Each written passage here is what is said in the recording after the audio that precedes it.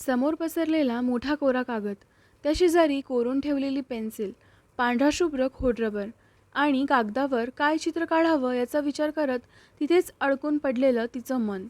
तसं पाहिलं तर तिचा आणि चित्रकलेचा फारसा जवळचा संबंध नव्हता कधी. लहानपणी चित्रकलेच्या तासाला किंवा उन्हाळ्याच्या सुट्टीतला अभ्यास म्हणून चित्र काढायला सांगत, तेव्हा देखील कागदावर चित्र उमटायच्या आधीच मनात गोंधळ उडायचा. चित्रकलेत नैसर्गिक गती असलेले मित्रमैत्रिणी सहज फुलपाखरं, डोंगरदऱ्या, घर रेखाटायचे. पण तिला मात्र एक साधं फूलसुद्धा काढणं आव्हानासारखं वाटायचं. अशा वेळी ट्रेसिंग पेपरचाच आधार वाटायचा तिला. रेषा उमटवण्याची एक सोपी पण फसवी युक्ती. ती ज्या निवासी शाळेत शिकत होती तिथे चित्रकलेचे उत्तम शिक्षक होते. त्यांच्या मार्गदर्शनाखाली अनेक विद्यार्थी चित्रकलेच्या एलिमेंटरी परीक्षेची तयारी करत होते. तिच्यासोबत निवासी शाळेत शिकणारी तिची बहीणसुद्धा परीक्षेला बसणार होती. मात्र शाळा लहान गावात असल्यामुळे परीक्षेसाठी जिल्ह्याच्या ठिकाणी जावं लागणार होतं. पालक महिन्या 2 महिन्यातून मुलांना भेटण्यास येत असत. पण निवासी शाळा असल्यामुळे परीक्षा देणाऱ्या विद्यार्थ्यांना जिल्ह्याच्या ठिकाणी घेऊन जाण्याची जबाबदारी शिक्षकांवरच होती. योगायोग असा की परीक्षा ज्या शहरात होती तिथे तिचे काही नातेवाईक राहत होते. त्यामुळे परीक्षेनंतर 2 दिवस त्यांच्याकडे राहण्याची परवानगी तिला आणि तिच्या बहिणीला पालकांनी घेऊन ठेवली होती. प्रत्यक्ष परीक्षेशी तिचा काहीच संबंध नसला तरी तीही या प्रवासाचा एक भाग बनली होती. परीक्षेच्या दिवशी सकाळी लवकर निघून शिक्षक आणि विद्यार्थी परीक्षा केंद्रावर पोहोचले. तिला वगळता सोबत आलेले सगळे विद्यार्थी परीक्षा देणार होते. तिचं चित्रकलेचं कौशल्य अगदीच प्राथमिक असल्यामुळे नावापुरते देखील परीक्षा देण्याचा काहीच संबंध नव्हता.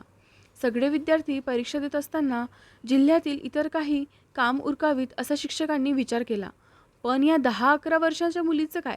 तिला आपल्यासोबत उन्हात फिरवत कशाला न्यायचं? शेवटी तिला सरळ परीक्षागृहातच बसवायचं ठरवलं. नाव विचारलं तर सांग आणि काहीतरी काढत बसल्यासारखं कर, असं सांगून तिला इतर विद्यार्थ्यांसोबत परीक्षा केंद्रांवर सोडून दोन्ही शिक्षक बाहेर पडले. आता तिच्यासमोर होता मोठा कोरा कागद, बाजूला पेन्सिल, खोडरबर आणि मनात अपरिमित गोंधळ. काहीही काढायचं म्हणजे काढायचं तरी काय? तिचा हात कितीतरी वेळा कागदाजवळ गेला आणि पुन्हा मागे आला. आजूबाजूला बाकी विद्यार्थी आपल्या रेखाटनात मग्न होते. कोणी समोर ठेवलेल्या तबकातील फळं आणि भांडी निरखून स्थिर चित्र रेखाटत होतं. कोणी निसर्ग चित्र काढत होतं, तर कोणीतरी पावसात खेळणारी मुलं, दिवाळीत आकाशकंदील लावणारी लोक किंवा गावातील बैलगाडी रेखाटण्यात गुंग होतं. तिला हे सगळं पाहून अजूनच घाबरल्यासारखं वाटलं. स्वतःच्या कागदाकडे पाहिलं. तो अजूनही कोराच. हातात पेन्सिल होती, पण मनात ठाम कल्पना नव्हती. परीक्षकाच्या करड्या नजरेने तिचा गोंधळ ओळखला. काय काढायचं ठरलं नाही का अजून? त्यांनी विचारलं. हो, म्हणजे नाही, तिचा आवाज अडखळला. तुझं नाव काय? म्हणत परीक्षकाने परीक्षेला बसलेल्या विद्यार्थ्यांच्या नावाची यादी तपासायला सुरुवात केली. ती गडबडली. उत्तर द्यावं की नाही याचा ती विचार करत होती. तिचा गोंधळ अजूनच वाढला. एवढासा जीव. खरं काय खोटं काय सांगावं हेच तिला कळेना. तिच्या घुटमळणाऱ्या उत्तरांमधून सत्य उघड झालं. मात्र मग काय, परीक्षेला नावनोंदणी न केलेल्या तिला परीक्षकांनी सरळ परीक्षागृहाबाहेर काढलं. बाहेर पडताना तिच्या हातून पेन्सिल गळून पडली. परीक्षागृहाबाहेर पडण्याचा वेग जास्त होता की तिच्या डोळ्यातून ओघळणाऱ्या अश्रूंचा, याचं भान तिला नव्हतं. बाहेर पडताच कोणी पाहू नये म्हणून ती एका कोपऱ्यात भिंतीला टेकून उभी राहिली. वरून ऊन तळपत होतं आणि ती अपमानाने लालेलाल झाली होती. हे जे तिच्यासोबत झालं त्याचा अपमान म्हणायचं की काही वेगळं हे देखील नीटसं कळण्याचं वय नव्हतं तिचं. तिच्यासोबत आलेल्या शाळेतील विद्यार्थ्यांपैकी कुणीच काही बोललं नाही. परीक्षकाला काही सांगण्याचा प्रयत्न केला नाही.